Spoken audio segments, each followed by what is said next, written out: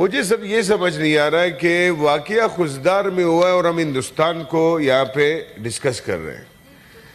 مجھے اپنے اداروں کو ہم کیوں ڈسکس نہ کریں کہ ہمارے ادارے کیا کر رہے ہیں.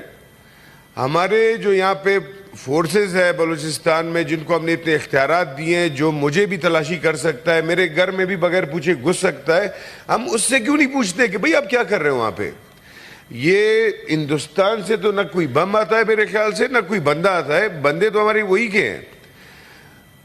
جس طرح ابھی یہ ریسنٹ واقعات گزرے پاکستان اور ہندوستان کی لڑائی کا, جس کا ہم نے مذمت بھی کیا ہے, لیکن کسی نے یہ نہیں پوچھا کہ جی ایچ کیو سے 5 کلومیٹر چکلالہ ایئر بیس تک یہ ڈرون کیسے پہنچا, یہ دھماکہ کیسے ہوا.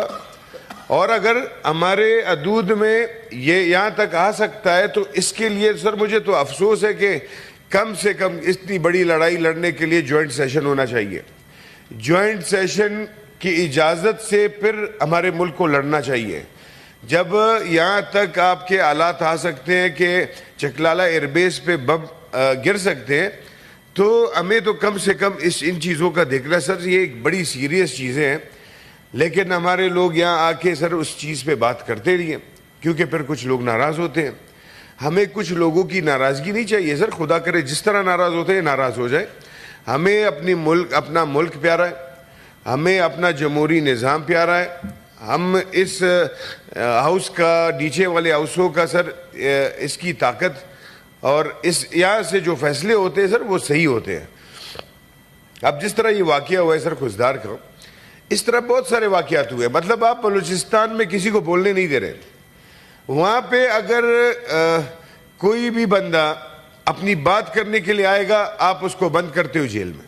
آج بھی بہت سارے لوگ ہمارے, بہت ساری بیٹیاں ہماری آج بھی جیل میں, مارنگ والے سارے جیل میں, اور ایم پی او میں. مطلب ہمارا فوج ابھی تک 9 مئی سے نہیں نکلا, نہ وہ عمران خان سے نکل رہے. بس چھوڑ دو بھائی, اس کو آپ نے جیل میں ڈال دیا, اس کو سزا دے دیے, اب چھوڑ دو عدالت کو. آپ کیوں پیچھے پڑے ہو؟